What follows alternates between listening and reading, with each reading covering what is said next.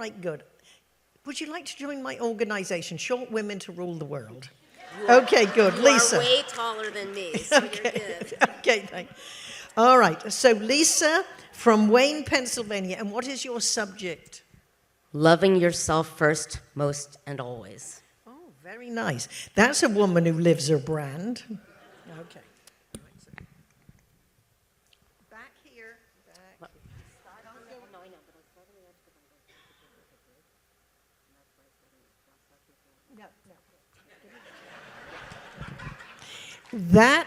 That little cross means don't go in front of it. Okay. All right. Okay. And if you do a good job visualizing, when you paint the scene, they will see you at the edge with your words. You don't have to be right in front. Better. One of my great speech coaches, Ron Arden, years ago, he came from a theatrical background, and he said, Patricia, because I was exactly the same. You want to get as close to the audience. He said, Patricia, bring the audience to you. Don't keep going out to them. Bring them to you.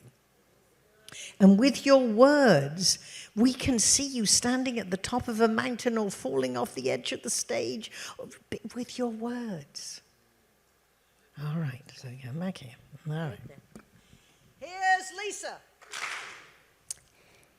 It's a beautiful fall day in 1981. Now, this is a theatrical choice, but my bias is keep the past in the past. You say, it is, and you take us to a date that's in the past. So I would just say, rather than it is, it was. It was. Oh, okay? Got it. Keep the tenses the same, at least in the same sentence. Here's Lisa. It was a beautiful fall day in 1981. I was standing on a bridge in Ithaca, New York. The sun was warm, the air was crisp. The birds were singing in the distance.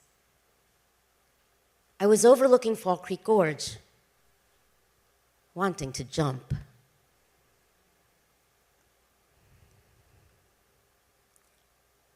Desperately wanting to jump.